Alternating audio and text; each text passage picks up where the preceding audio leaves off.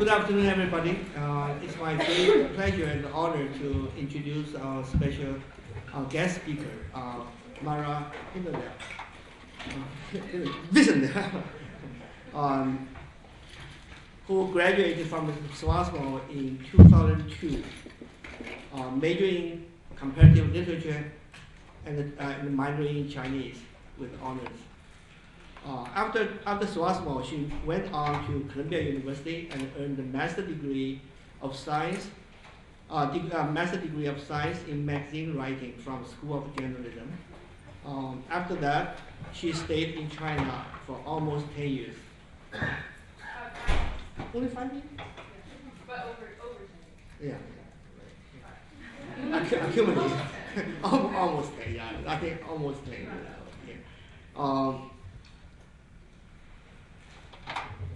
And now becomes an award-winning writer and a journalist specialized in intersection of science, culture, and policy.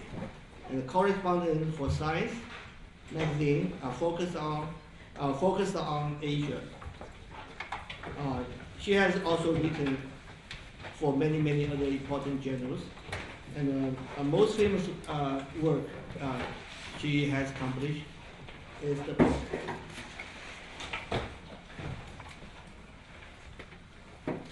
Unnatural Selection.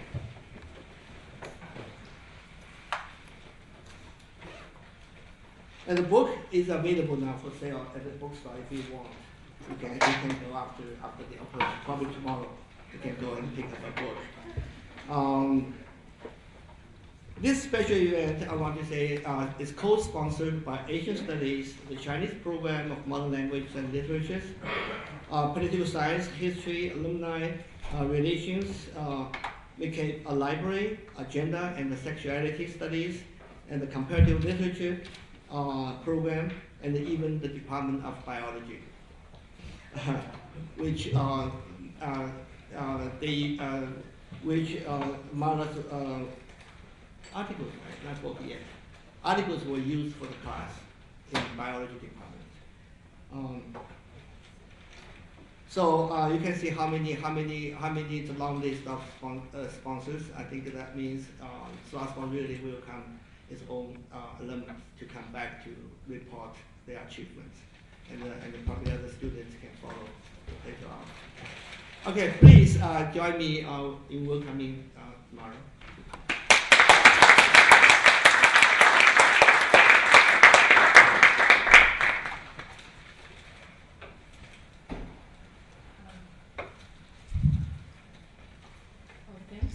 It's really good to be here. It's good to be back.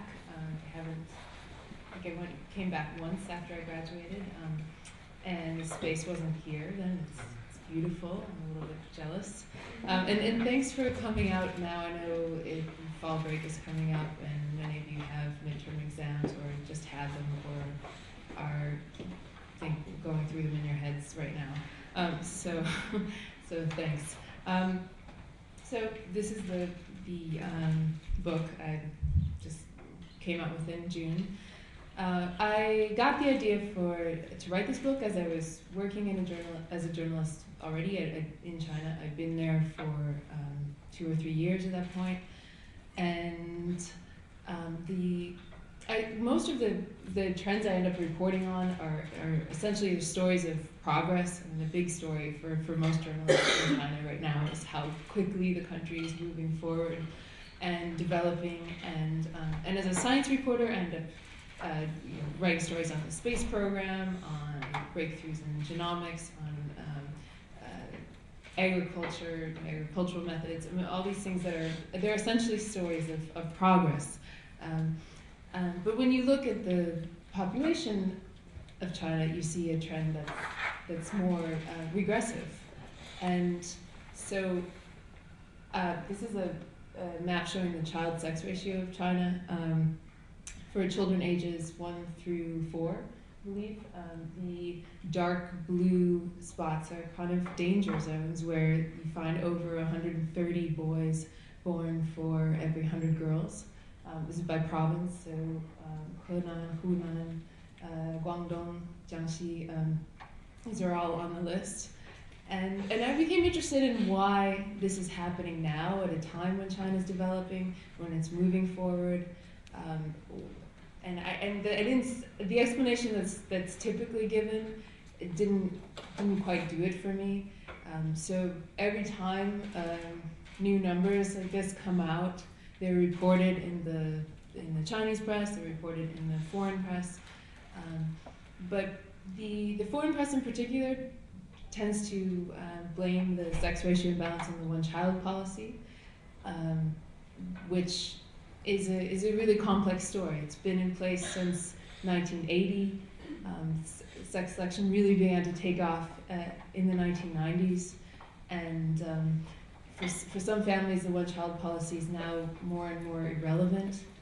The surveys show that many people would choose to have one child on their own now. So that didn't do it for me as an explanation of why girls are disappearing in some people put it now at this point in history.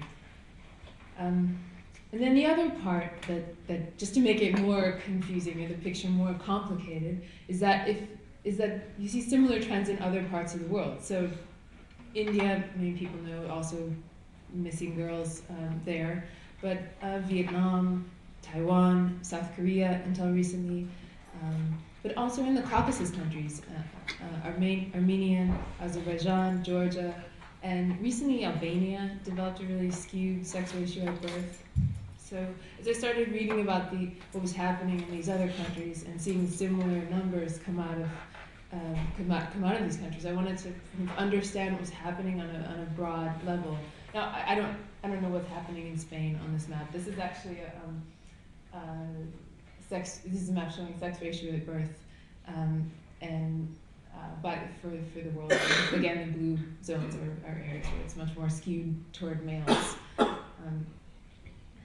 So I started out by going to a county in northern Jiangsu province called Suining, and it's an area that was once agricultural.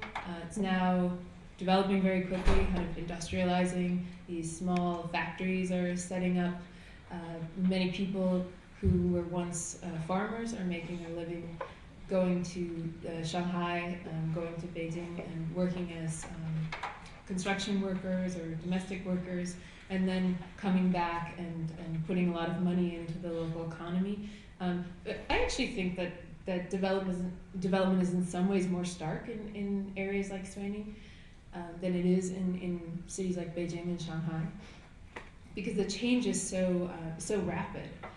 But another thing that's happening in Suining is that the sex ratio at birth is wildly out of whack, and it was one survey I found.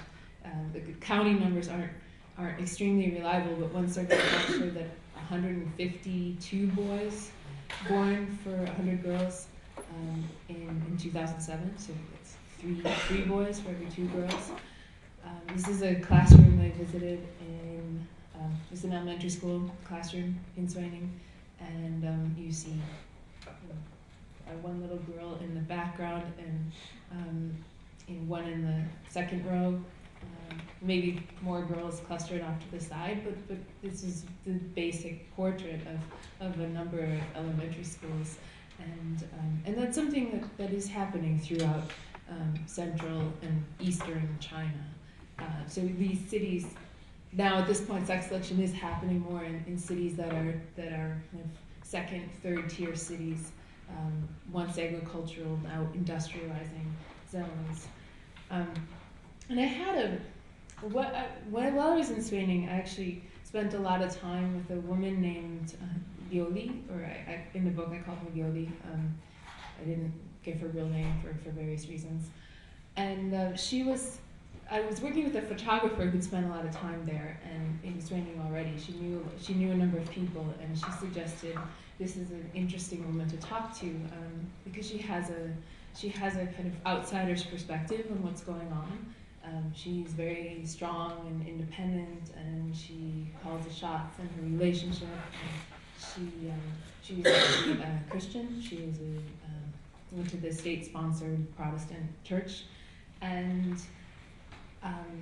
she took me around. She also didn't mind carting 2 foreigners around. I mean, she's interested in us for whatever reason, and we spent a lot of time talking about other things. And she was people in general very willing to talk about what was happening in the community, and not so much in their own families, but what the neighbors were doing. This is what's happening in the next house, or this is what's going on down the street.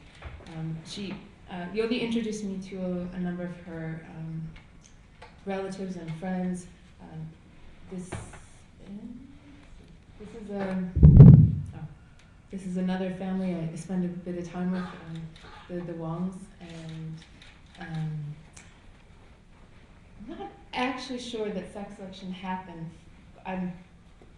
I do suspect in this case that there's a big gap between the daughter being born and the sons, the younger sons, and they also went to great lengths to have sons. It's outside the policy in Jiangsu province. In some provinces, you can have a second child if your first child's a girl, and in Jiangsu this wasn't the case, so they had to kind of go to another city for a period. And when the twins were born, Mr. Wang said he felt like $1 million, like he put one child on each shoulder and walked down the street, and so in a number of stories like this, like how people formed their own families. Yoli also took me back to her village, met women from Vietnam who had come into, who'd been brought in as, bought brides basically for men in the area who couldn't find local wives, which is something we'll talk about a little bit later. And actually, I thought I got to know her pretty well, and then at the end of the visit, we were having dinner, and I was talking about the reporting I'd been doing and what I found in talking with people, and she stood up and she said, she said, well, I aborted 2 girls, so I had 2 sex-selective abortions, and that actually it threw me for a loop, in that this strong, independent woman who I had thought was, I somehow had this idea of the sort of person who would select for sex, was saying, well, this is something I did as well. And but later, as I did more reporting and went to other countries and talked to demographers who study this issue much more in depth at the kind of broader level than I have, I got the sense that this story is pretty typical. That actually sex selection is happening, is something that starts with more educated, or maybe middle to upper class people, and then kind of diffuses through the population from there. That it is, in many cases, something that parents are not doing because of poverty or because they're forced to do it, but because they want to, because they want a boy. So if you look at this map again, and you see that the poorer provinces like Guizhou and Guangxi are still relatively untouched when it comes to sex selection, that it's still wealthier areas in relation to the rest of China. I mean, Tibet and Xinjiang are exceptions, but in Delhi this is even more, in India it's even more pronounced, that Delhi has had a very skewed sex ratio at birth, and even within Delhi, the wealthy neighborhoods of Delhi, and whereas northeastern India, the poorer states, the sex ratio of birth is nearly balanced. So this is a problem for several reasons. I think the first is that it means that sex selection could potentially spread to areas where it hasn't been picked up before, and that happened a bit with the past Indian census that came out this spring. That demographers saw that states that didn't have such an imbalanced sex ratio at birth suddenly had a more skewed sex ratio in the census. And then the other thing is that it's a problem at a conceptual level, a problem in terms of how we think about sex selection and deal with it, which is that if this is something that parents are deciding to do, then what we see when we look at a sex ratio map is really the sum of individual choices, and not something that's happening so much out of necessity. And I don't, that word choice is very problematic in the US, problematized, I guess, in the US. And I don't mean the same sort of choice that we talk about when we talk about a woman deciding to have an abortion because she can't afford a baby, or because she doesn't want to. She wants to, doesn't want to take care of a child at this moment in time. Can't give a child a good home.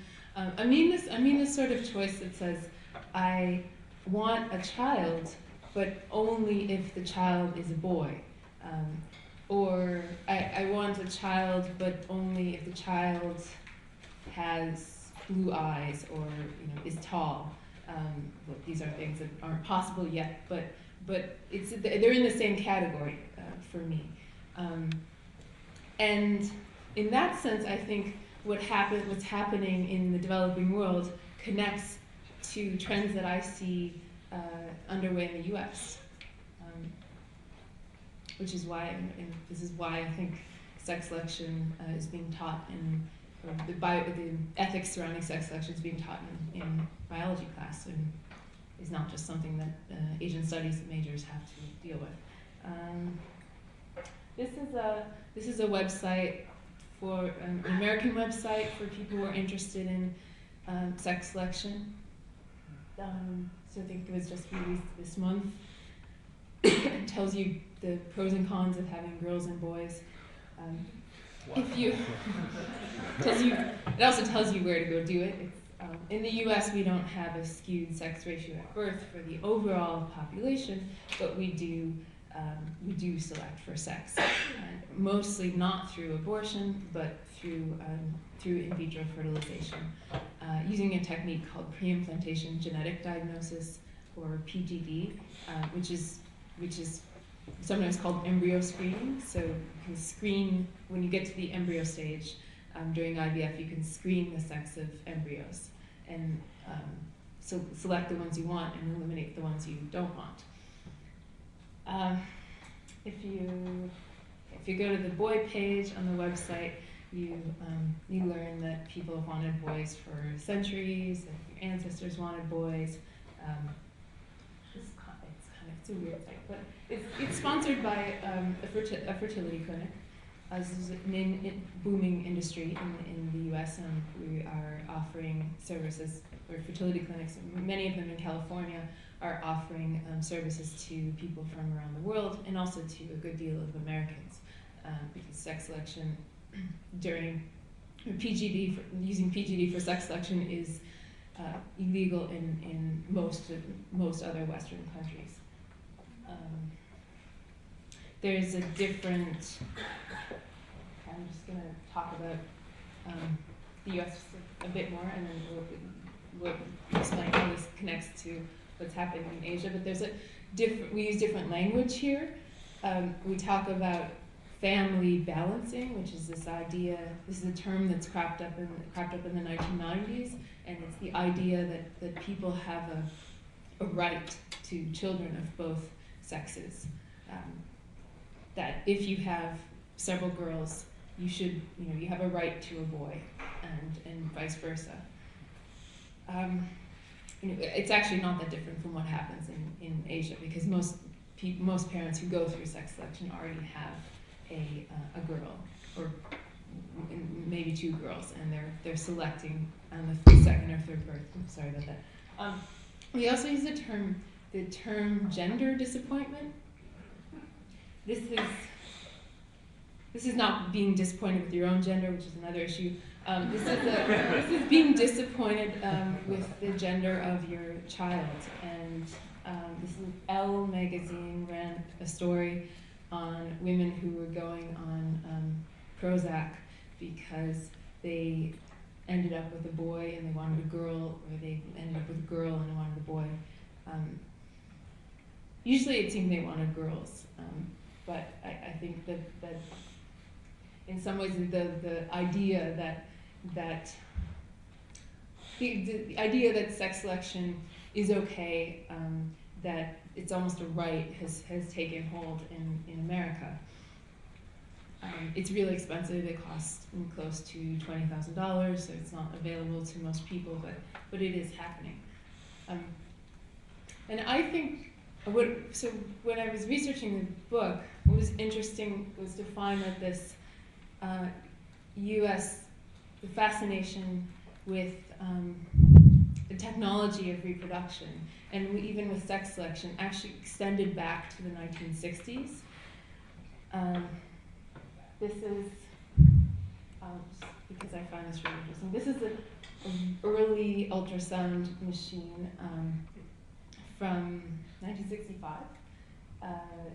And I mean, the first thing about it is that it is huge, and I think it must have been a kind of daunting experience to be a pregnant woman and have this huge, big sack of fluid suspended over your belly. But the second thing is that, if you can, maybe you can't see the headline in the back, but it says, control of life. Audacious experiments promise decades of added life, super babies with improved minds and bodies, and even a kind of immortality.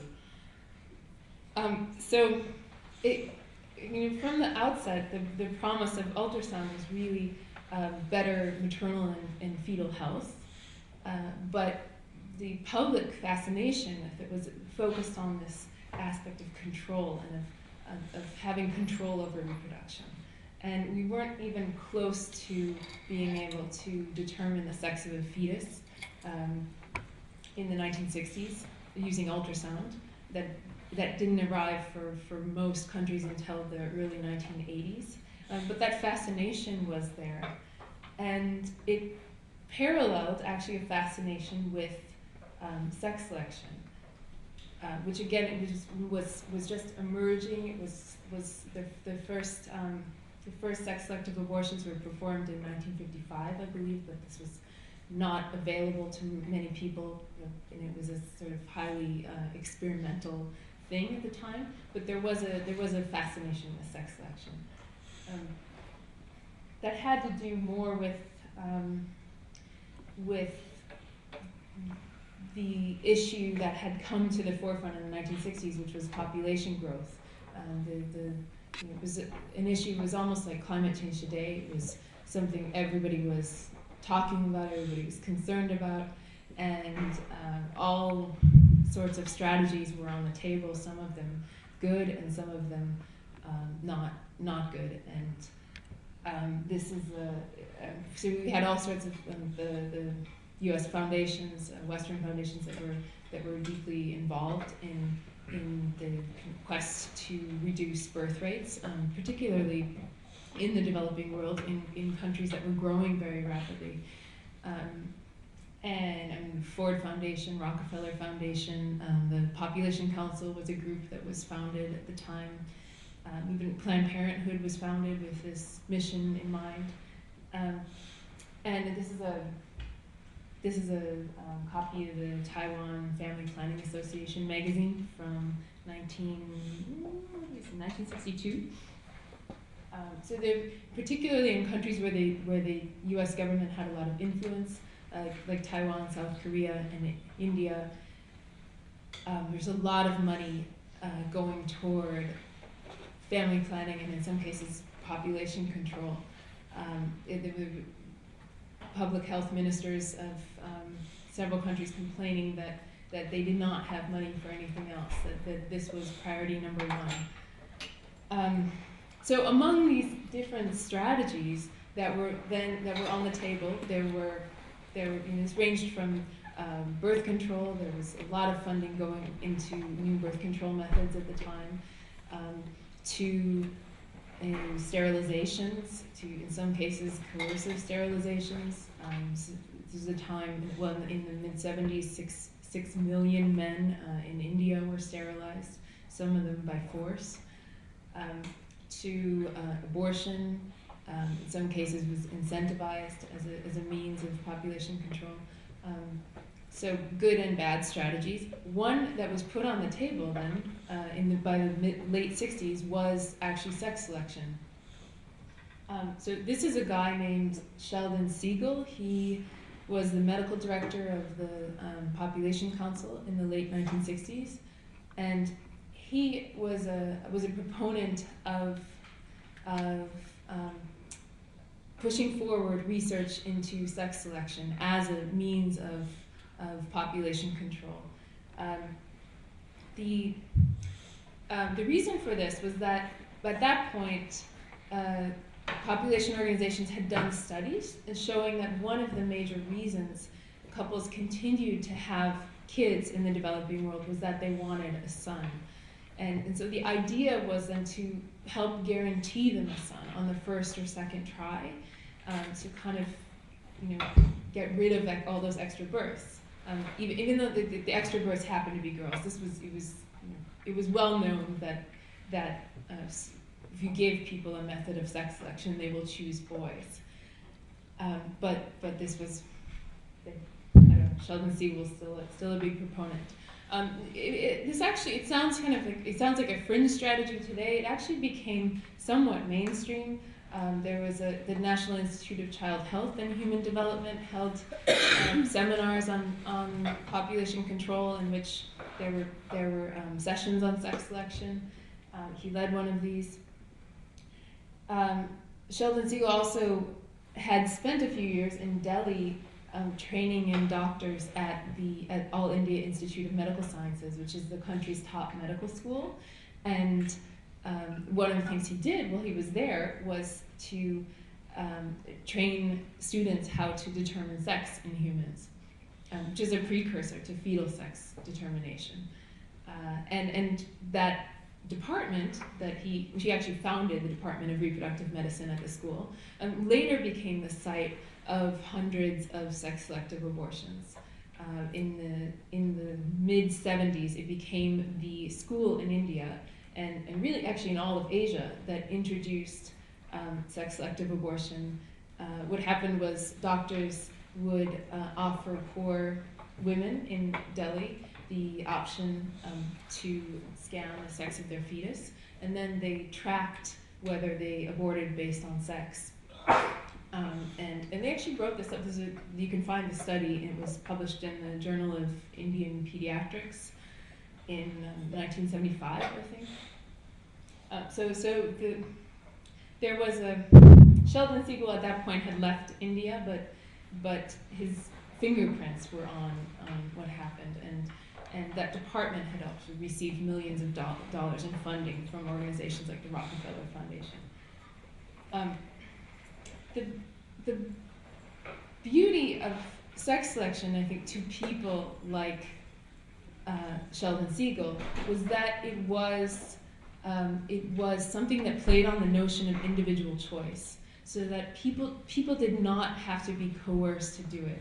It was something that they would choose to do. It was, you didn't have to introduce any incentives, no payments. Just once you put the technology out there, it would be free, and people would do it on their own.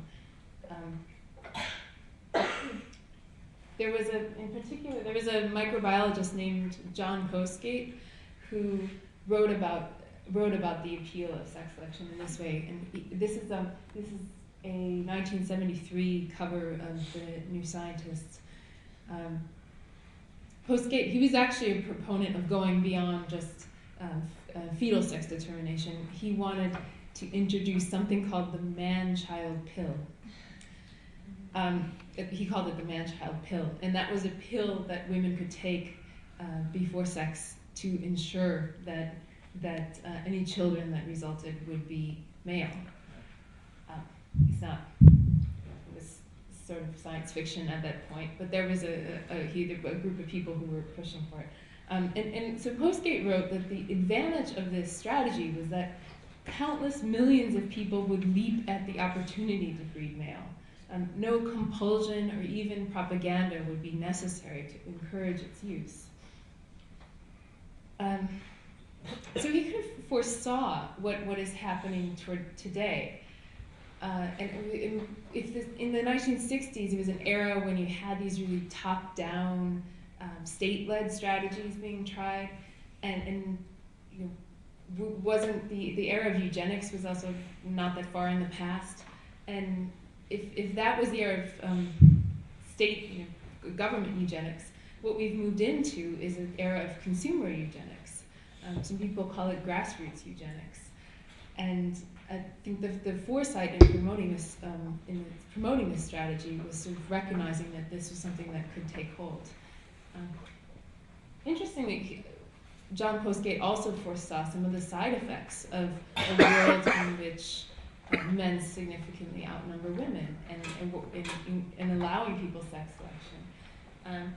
So in this article, he addressed what will happen if we have more men than women. And he said, well, it's probably not great.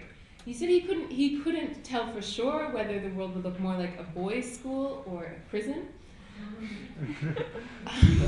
I'm not sure what the difference is, but it is. He said, in any case, it is probable that a form of purdah would become necessary.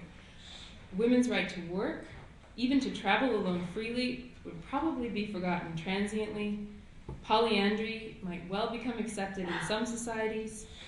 Some might treat their women as queen ants, others as rewards for the most outstanding or most determined males. Polyandry is women being married to multiple men. So today, I mean, it seems like a good way to segue into what some of the effects of sex selection have been or will be. So people have been selecting for sex since the early 1980s on a kind of widespread scale. And today there are tens of millions more men than women in Asia, in the Caucasus countries, in Eastern Europe. It's sort of difficult to say how many what demographers call surplus men there are. It's also difficult to say what men are surplus, what men aren't surplus, but that's the term. But we do know that there will be a huge societal shift because of these missing women. That 15% of an estimated 15% of men in China will not have a female counterpart by the 2020s. And also 15% of men in northwest India not have a female counterpart in their own population. So that's a huge gap. These are also countries where traditionally there's a very high rate of marriage. There could be some room for give there, but probably what we'll see is more of a shift.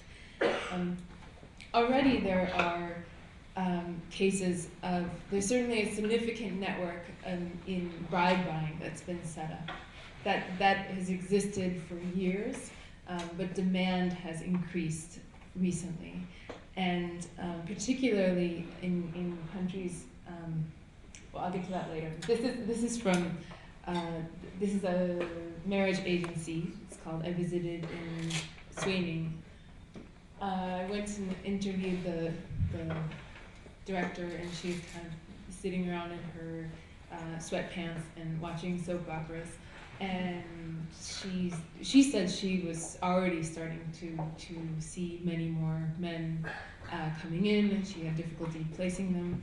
And she actually knew quite a lot about the statistics of the county's skewed sex ratio. You see actually now sort of black ads, they're called, kind of spray painted characters on village walls advertising marriage agencies in much of rural China.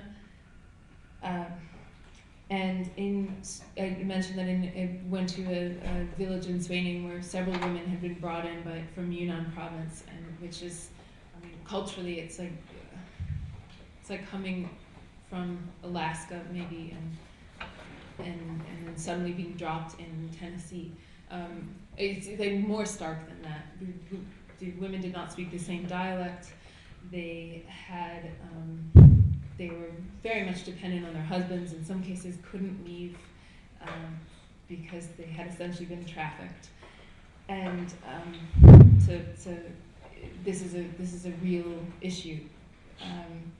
In South Korea and Taiwan, where sex selection's been happening since it happened on a widespread scale in the 1980s, and now you have a lot of men who can't find wives, and you also have this simultaneous trend of many women moving to cities, taking on professional careers, getting their degrees, and then a lot of men left in rural areas who just can't find a wife. So they have started going to Vietnam on their marriage tours, they're called.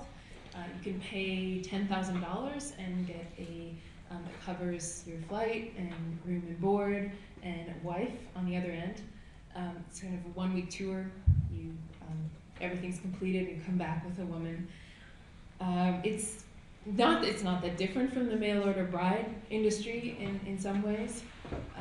It's the Western mail order bride industry, but it's much more pervasive, and it's like the guy down the street and your best friend and your brother all getting mail order brides, and then the brides setting up a little community. You have little Saigon now outside Taipei. And I visited many of the women come from the Mekong Delta. I visited an island where so many women have left for Taiwan, and that locals have started calling it Taiwan Island. Their families are making money off of it. So the men pay around $10,000, but the families may get $1,000 to $2,000. But still, in the Mekong Delta, that's a good amount of money.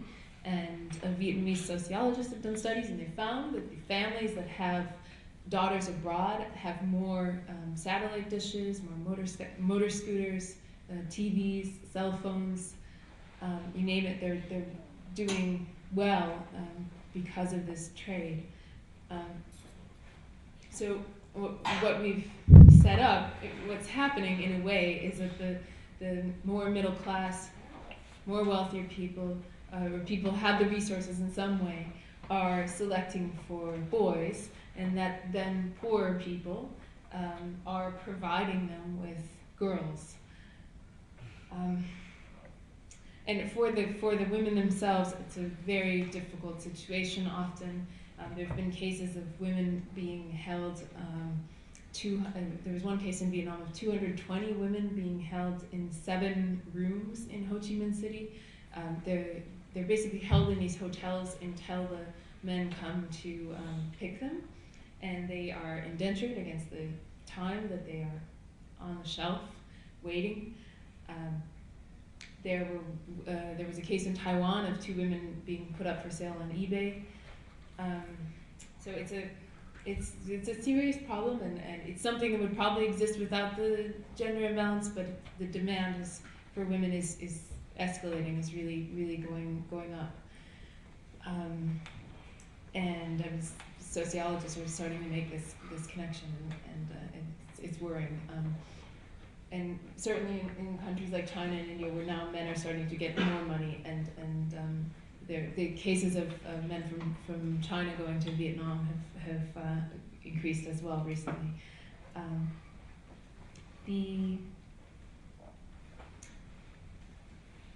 The other thing that happens is, so the marriage trade is a bit formalized, and the women their parents are taking the money and selling them, but they're still going on their own to some degree.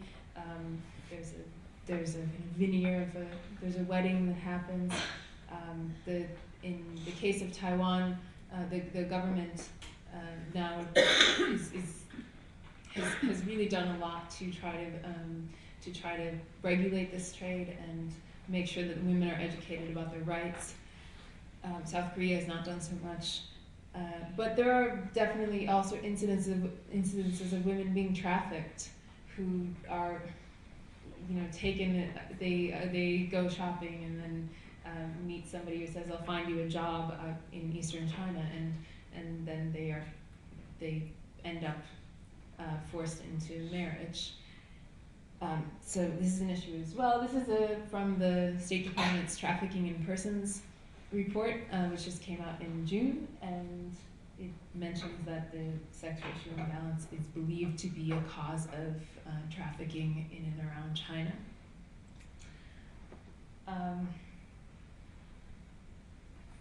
So in the end, there are not enough women to go around. The effects for the women who are born are huge, but there are many men who will not be able to find a female partner if they want one.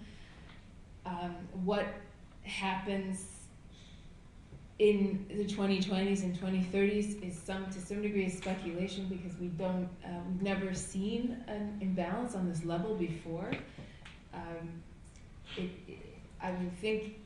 I believe myself, if you look back historically at cases where men significantly outnumbered women, that it's not great. I also don't think women outnumbering men is a good thing, incidentally, but what happens is I don't know. It will be interesting to see what happens in the next 10 to 20 years, and both the Chinese and Indian governments now are starting to look at the social stability implications of this issue. For the Caucasus governments, for Albania, they're really not doing anything, and I guess my hope is that they can start to deal with the issue before it becomes too big. This is a still from an Indian movie called Mathrubhumi, and it's kind of dystopic sci-fi movie. It's incredibly depressing, and I wouldn't recommend watching it unless, I wouldn't recommend watching it unless you like really depressing dystopic movies. But it's the plot is that people in this village select for boys, and eventually there are no girls left. This is a father of 5 sons, and he's sitting around discussing what to do about this. Eventually, he buys a girl for all of the 5 brothers to share, which is John Postgate's prediction of polyandry. She's married to all 5 of them, and it's a bleak ending. But it lives large in the Indian press. Certainly, there's speculation about what's going to happen when we are a society with many more men. Still, for now, it's more boys. So there's been some good news in the past few months, in that there's been I think a new degree of international attention on sex selection. It was an issue, I'm afraid, if you look at the scope of what's happening, of tens of millions of missing women, there's been relatively zero international attention until recently. But this summer, the UN came out with a report on sex selection. It came out from the World Health Organization, and it was an interagency report. The UNFP, the United Nations Population Fund, and UNICEF also signed on as well. The World Bank Development Report, which was just came out a few weeks ago, mentioned talked about the sex ratio imbalance at length, and the Council on Europe just released a report on sex selection in the Caucasus countries. So they went and looked at what's happening in Azerbaijan and Armenia, and actually came up with a pretty strong proposal for all of Europe, for all of European states. So this is something that's really now on the radar in Western Europe as a result of that report. I think what's missed in all of this is a focus on the technology and on where it's headed, because history's shown that it's generally good to talk about developments in technology as they happen, and not sort of consider them after after the fact. It's very difficult to push through regulations after people have really started using something. And in the case of sex selection during PGD, as I mentioned, we have very, very lenient regulations. There are next to no regulations compared to other Western countries. And meanwhile, clinics offering PGD for sex selection are spreading throughout the developing world. This is something that I think will very quickly become available in a number of countries. It's outlawed in India and China, but I believe I have reason to believe people are finding ways to get around the law, as they do with sex-selective abortion. This is an Indian clinic that offers IVF in Delhi. This is no longer just a technology that's available to people in the U.S. And so I hope that in the future we can have a discussion that looks more at the technology behind sex selection, and that we talk about the issue of selection as well, and not focus so much just on the issue of, well, why are people wanting boys, but look ahead to changes that might be on the horizon.